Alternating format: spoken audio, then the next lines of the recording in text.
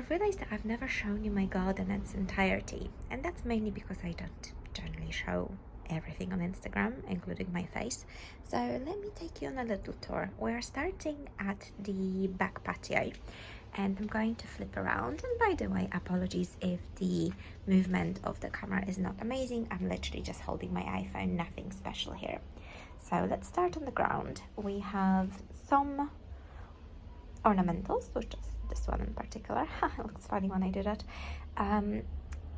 It's a peony, but aside from that, everything else here is edibles. So we have a whole flat of rhubarb, as well as a flat of bok choy, a flat of kale and various spinaches, some succession tomatoes, which I can finish up indoor if I need to, and some chilies and various greens and herbs that desperately need watering. And then over here, nothing much really other than my gloves, some fuchsias, and also a big old pot of jasmine. Then my Acer palmatum, Benny Maiko. If you're wondering what happened over here, I'm not gonna tell you, but something happened. Anyway, moving on.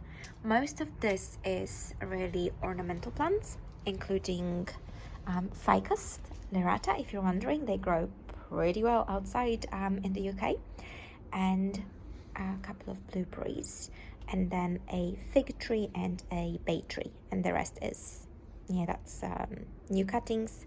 That's just bulbs that needed to be taken out of the ground. And obviously, what is a house without a red geranium? And then as we move here, this beautiful messy tent frame is actually a functional tent that I do use, and I have used it quite a lot. But now, because I don't need it as much, it's serving as almost a tomato cage for my tomatillo plants. And they're doing okay, and they're not doing amazing. The pots are definitely too small, but they're doing fine. Moving on from there, we have first flower bed over here, which is not doing very well. Our builders were pouring out the water they were using to rinse out buckets that they were mixing lime mortar in, which means it's so alkaline, nothing really grows in there. It's going to take me probably another year to get it to the right spot, and I'm doing that with natural methods, including bokashi, etc., just to acidify the soil. Then we have a big old box of our herbs, and then the two bokashi bins next to that. Then if you're wondering what's going on here, foxes are going on. We had to block their access somehow, so that was not great. And following from that, we're moving into the glory of the main garden, which is where pretty much all of the edibles grow. So I'll take you on a little tour and tell you what's what. Starting with this bed, which is the second newest, I want to say. We have 4 courgette plants. We have 2 golden Athenas and 2 Costa Romanescos. And as you can see, they're blooming right now. I've been harvesting and pruning them pretty heavily, and you can see that. Pruning really helps to prevent any sort of powdery mildew. However, I live in the UK. It's almost unavoidable unless you want to use chemicals, and I don't. So as you can see, some of the leaves are not looking amazing. They're starting to droop a little bit, etc. But it's holding up. You can probably see the mildew really well over there. Anyway, I also have a whole little patch of radishes, some succession sown squash that will be just about enough time for it to fruit before the winter sets in. And I have some winter squash as well.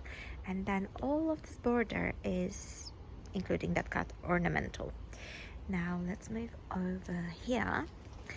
And in here, it's a bit of a hodgepodge. And I have to say my preference is for more of a mixed use rather than monocrops, even though in this kind of a small space it would be hard to have a monocrop anyway, unless you're growing grass. As you can see, my lawn is completely dead because I'm not interested in grass.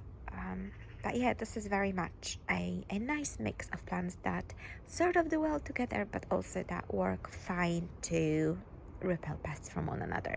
So first things first, we have a lovely mini strawberry patch. This is what is this strawberry called?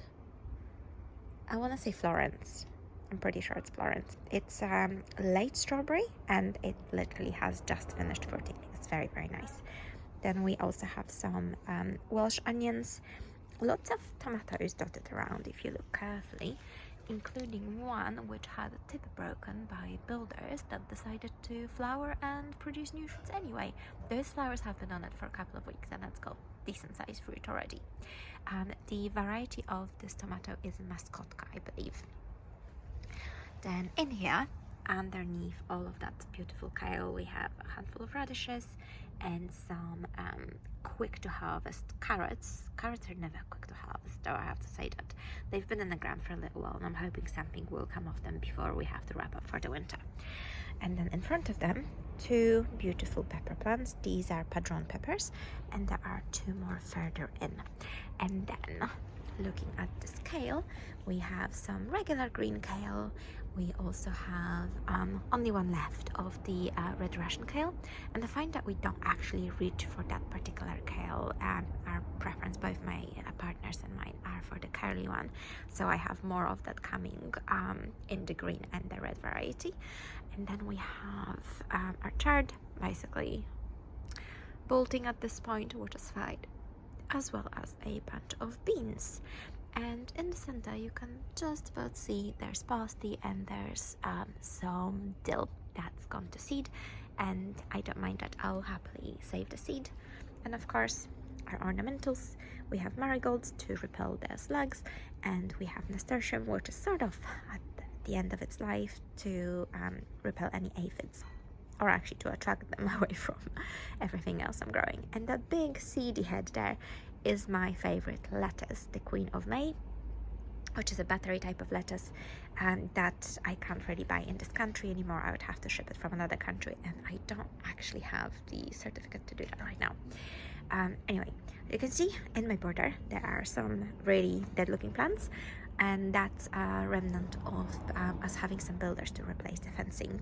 They really did me a number on a lot of the plants that were in the borders, so it's a very slow way to recuperation for that border in particular. Let's move on to this bed, in which again I have a nice mix.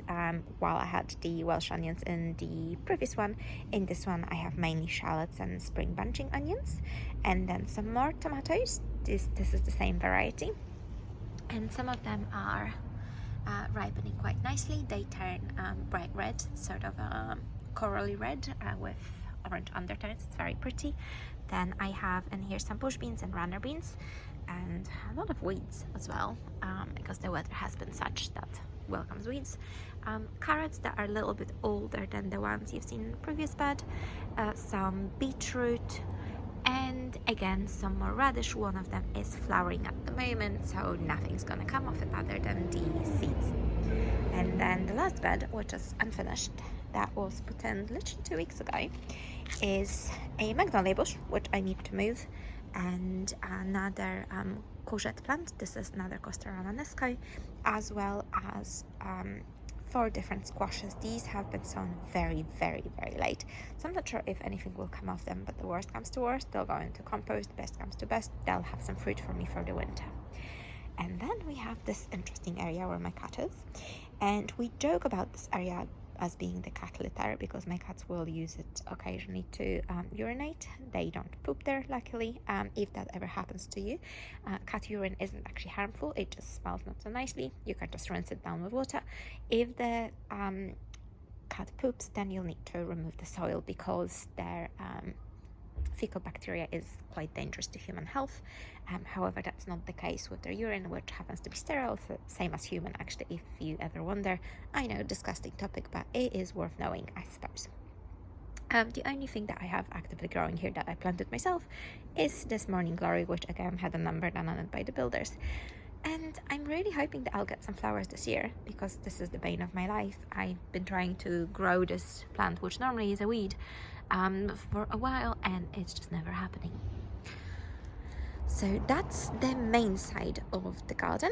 You can see cardboard, which I use for this compost actually, but we can talk about compost another day. Then if we turn over here, we have a lemon tree. This is Eureka lemon tree, and it does actually have some fruit on it. I'll show you the biggest one. I'll spare you the little ones because they're not super exciting. Here we are. It's actually quite a bit bigger than it seems. I do have massive hands, but that's a whole other story. Then we have our tomatoes. These are Black Beauty cherry tomatoes, and they are incredibly fruity. I bought the seeds of Etsy through the winter when I was starting to plant this garden, and I didn't know what to expect because I've not really grown tomatoes in this climate before, and they are fantastic. If you guessed that I don't grow my tomatoes, you've guessed right. I just don't find the benefit to doing that at the moment. That might change if I have a better space to grow them. Over here, which by the way is another actually flower bed or mixed purpose bed, I have some rosemary, some unhappy looking happy looking cat and unhappy looking rhubarb. This is because it keeps getting attacked by aphids. There is an ant's nest somewhere here, and if you have ants in the garden, you're going to have aphids. Then we have a rose and a pretty little nasturtium. Actually, this might be my favorite nasturtium of them all, except maybe the coral one, but it's beautiful. Anyway, this rose is the Generous Gardener by David Austin. It's the first year of me having it. I had it delivered in November last year, and it's starting to bloom. It's not amazing yet, but it's getting there. And then we have some cosmos. These are the cupcake variety, and an actual palm tree, which we've put in just a couple of months ago, just for the fun of it. If you're wondering about the bugs, again, foxes, there's a hole in the fence there, so we either get to put in massive rocks, as shown over there, or bugs. And then we have cucumbers over here, taking over a blackcurrant bush in the background, which is kind of looking funny. And those have been planted in very, very late, so I don't know if I'll get any cucumbers this year. But again, the worst that will happen is that I will have some plants for the compost. The best that will happen, I'll have some cucumbers. And then over here we have a whole load of snapdragons. I love snapdragons. There's actually a euphorbia over there sticking out, but I love snapdragons, so I'm actually marking up the ones I'll keep for seed. Sometimes you'll see a little ribbon like that. These are the ones that I'll be keeping for seed. Sometimes you don't see that, but hey. So one trick, if you've never grown snapdragons before, if you deadhead through the season, they will keep putting out new shoots, and you can see a whole cluster over here as example. Now let's pop our heads into here behind all those cucumbers. I did a succession sow of peas, and they're just not doing very much because it's either too hot or too wet. It's never perfect where I'm at, so that's life. But hopefully they'll be fine. Maybe I'll get some, or maybe I won't. I also have cucamelons, and the problem with cucamelons here is that their flowers are so tiny that the pollinators just aren't all that interested, which means that I've had literally a single cucamelon this season. As you can see, this plant is very, very small anyway. So yeah, maybe not something for the next year, but I will say the one fruit that I had was pretty tasty. Some more peas not doing so well over here. And that's as far as the foodstuffs go. So that's my garden. I hope you enjoyed it. I hope it gave you an idea of what you can grow in a relatively small space, and that you will share with two cats. And thanks for watching. Bye.